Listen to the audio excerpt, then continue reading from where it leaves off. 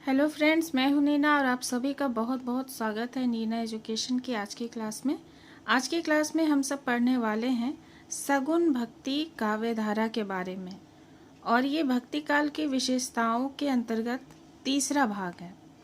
इसके पहले दो भाग में हम लोगों ने निर्गुण भक्ति काव्य धारा के बारे में समझा पढ़ा, क्योंकि भक्ति काल की ये दो विशेषताएं हैं, निर्गुण और सगुण। तो निर्गुण जो भक्ति काव्य धारा हम लोगों ने पढ़ी, उसके अंदर बहुत सारे पॉइंट्स थे, लेकिन उन्हें समझना भी बहुत ज़रूरी था। आज की क्लास में और आज की ये तीसरे भाग में हम सब सगुण भक्ति काव्य धारा के बारे में पढ़ेंगे, और ये विशेषताओं की भक्ति काल की विशेषताओं की ये लास्ट क्लास है। तो इस प्रकार से विशेषताओं से संबंधित 3 क्लासेस हैं, तो इसे आप लोग ध्यान से पढ़ेंगे। हो सके तो नोट भी करिए, आप लोगों के लिए बहुत ही बेनिफिशियल होगा, आप लोगों का आंसर राइटिंग बढ़ेगा। तो चलिए सगुण भक्ति काव्य धारा को समझते हैं। इसके अंतर्गत क्या क्या बातें हैं। तो इसमें सबसे पहली हम लोगों को ये देखना है कि जब हम लोग सगुण की बात करते हैं तो उसका मतलब ही हो जाता है कि कुछ गुण हैं जो कि विद्यमान हैं, और ईश्वर के सगुण रूप की उपासना इसमें की जाती है। सबसे पहला पॉइंट यही आता है, ईश्वर के सगुण रूप की उपासना। वैसे रूप की उपासना जिसका कोई आकार होता है, कोई प्रकार होता है। सगुण भक्त कवियों ने ईश्वर को ऐश्वर्य, वीर, तेज, बल आदि ईश्वरीय गुणों से युक्त माना है। जो सगुण भक्त जो मानते हैं, जो कवि हैं, उन्होंने कहा है कि ये कुछ ईश्वरीय गुण होते हैं, वीर, तेज, बल, इसके अलावा भी और भी बहुत सारे हैं। तो ये सब होना आवश्यक है, ये सब ईश्वरीय गुण हैं। इन गुणों का प्रत्यक्ष रूप अवतार लीलाओं में अनुभव किया। जो संत, जो कवि, जो सगुण भक्त को मानते थे, उन्होंने कहा है कि ईश्वर अवतार लेते हैं, और उनका जो अवतार रहा, उनकी लीलाओं में ये सभी गुण जो ईश्वरीय गुण होते हैं वो उसमें देखे गए हैं। ब्रह्म निराकार है, वह इसे मानते हैं। साथ ही ईश्वर इच्छा और आवश्यकता पड़ने पर साकार रूप ग्रहण करते हैं और उन्हें पुनः समेट लेते हैं।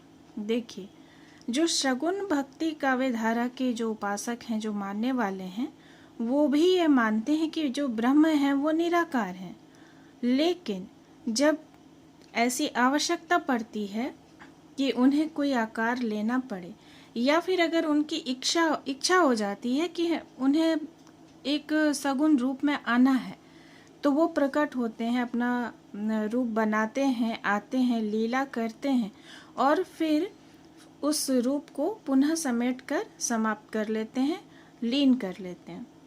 तो ये इच्छा पर है उनकी, ईश्वर की इच्छा पर सब कुछ निर्भर है।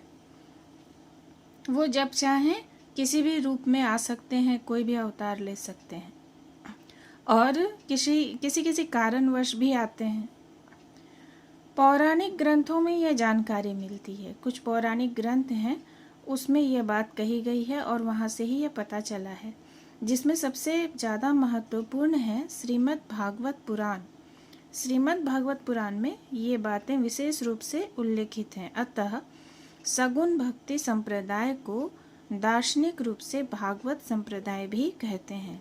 तो ये इम्पोर्टेंट है कि सगुण जो भक्ति संप्रदाय है उसे भागवत संप्रदाय भी कहते हैं। कई जगह आप लोगों ने भागवत कथा होते हुए देखी होगी, सुनी होगी, तो ये उसके पीछे का यही रहस्य है। दूसरा जो पॉइंट है वह है अवतारवाद की स्वीकृति।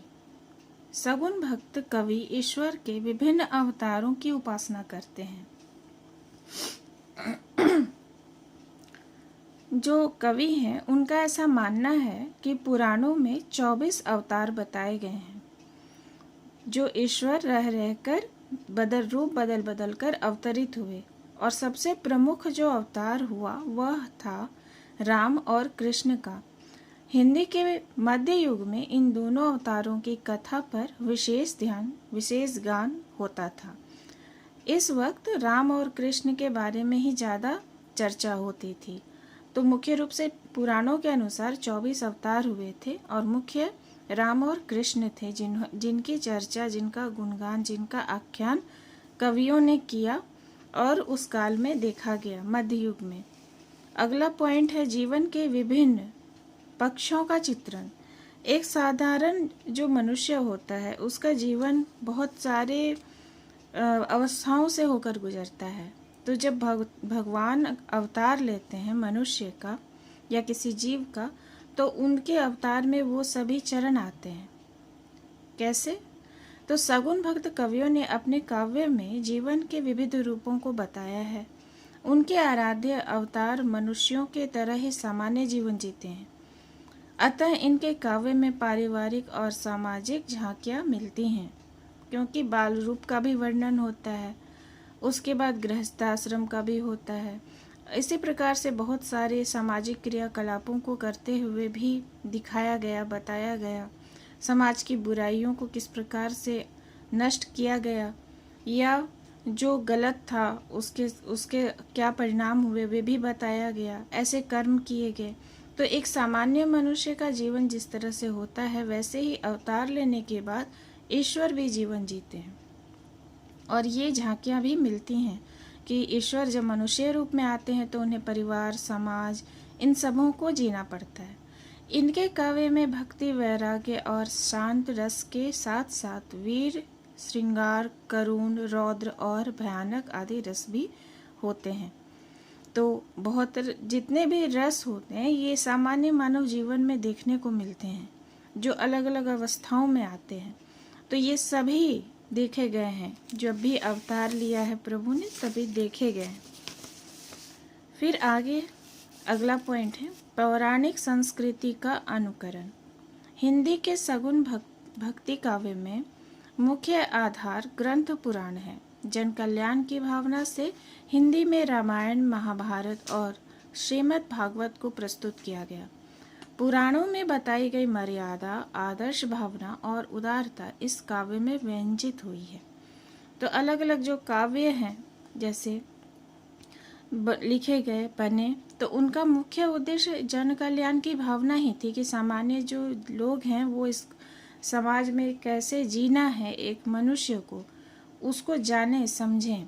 धर्म क्या है, अधर्म क्या है, सही क्या है, गलत क्या है, मर्यादा क्या है, ये सब के बारे में जानकारी यहीं से प्राप्त होती है। तो इसलिए ये सभी का को लिखा गया। रामायण, महाभारत, श्रीमद् भागवत, इन सभी में बताया गया है कि मानव का जीवन कैसा होना चाहिए। अगला पॉइंट है प्रबंध काव्य और गीति काव्य का समन्वय। सगुण भक्त कवियों ने आराध्य अवतारों की कथा प्रबंध काव्य के रूप में और भक्ति, वैराग्य भावना को गीति काव्य के रूप में व्यक्त किया है। जो काव्य हैं वो प्रबंध काव्य और गीति काव्य, जो दो अलग अलग स्वरूप होते हैं, जिसमें कि कथा को लिखा गया और कथा को गा के भी बताया गया। तो यही अंतर है। तो इन दोनों रूपों में व्यक्त किया गया, लिखा गया। कृष्ण भक्ति काव्य हिंदी गीति काव्य का अपूर्व भंडार है। कृष्ण की भक्ति में जो गीति काव्य लिखा गया वह हिंदी गीति काव्य का बहुत बड़ा भंडार है। वहाँ से बहुत सारी जानकारी भी मिलती है। ब्रज और अवधी भाषाओं का प्रयोग। अधिकतर इस काल में जो भाषा प्रयोग में लाई गई वो ब्रज और अवधी थी। इसका कारण क्या था कि कृष्ण जो थे वो ब्रज के थे और राम अवध के, अतः सगुण भक्ति काव्य ब्रज और अवधी दोनों ही भाषाओं में लिखा गया। बाद में राम काव्य को भी ब्रज में लिखा गया। पूर्व में राम काव्य अवधि में था। जो राम जी थे वो अवध के थे, उन्हें अवध बिहारी भी कहा गया। तो ऐसे बाद में उन्हें ये जो काव्य था इसको ब्रज भाषा में भी लिखा गया, क्योंकि ब्रज भाषा बहुत अधिक उस समय बोली और समझी जाने वाली सामान्य जन की भाषा थी। वास्तव में सगुण भक्ति काव्य के सहारे ब्रज भाषा प्रमुख साहित्यिक भाषा बन गई थी। तो ये उस समय की साहित्यिक भाषा बन गई ब्रज भाषा। अधिक से अधिक साहित्य, काव्य, सभी इसी भाषा में लिखे गए, तो जो भी दूसरे भाषा में कुछ थे भी तो उनको फिर से ब्रज भाषा में संकलित किया गया। तो इस प्रकार से हम लोग उपर्युक्त विवेचन से भक्ति काल की प्रमुख विशेषताओं या प्रवृत्तियों के बारे में समझते हैं, देखते हैं और इसका स्पष्ट विवरण मिलता है। और इस प्रकार से हम लोगों ने भक्ति काल के बारे में जाना और भक्ति काल की विशेषताओं के बारे में जाना कि क्या क्या विशेषताएं थी भक्ति काल की, जिसमें हम लोगों ने सगुण भक्ति काव्य धारा और निर्गुण भक्ति काव्य धारा के बारे में जाना। इसके अंतर्गत आने वाली सभी बातों को देखा, पढ़ा और इस प्रकार से ये टॉपिक क्लियर होता है। और नेक्स्ट क्लास में हम लोग हिंदी भाषा और साहित्य के कुछ दूसरे महत्वपूर्ण टॉपिक को पढ़ेंगे। क्लास कैसी लगी आप लोग कमेंट में बताइएगा, और आगे कुछ आप लोगों को क्या पढ़ना है, कौन सा ऐसा प्रश्न है जो हिंदी भाषा और साहित्य से रिलेटेड है और आप लोग उसके आंसर को देखना चाहते हैं, पढ़ना चाहते हैं, तो मैं सक्षम होंगी तो आप लोगों को अवश्य करा दूंगी। तो अगली वीडियो में मिलते हैं। धन्यवाद।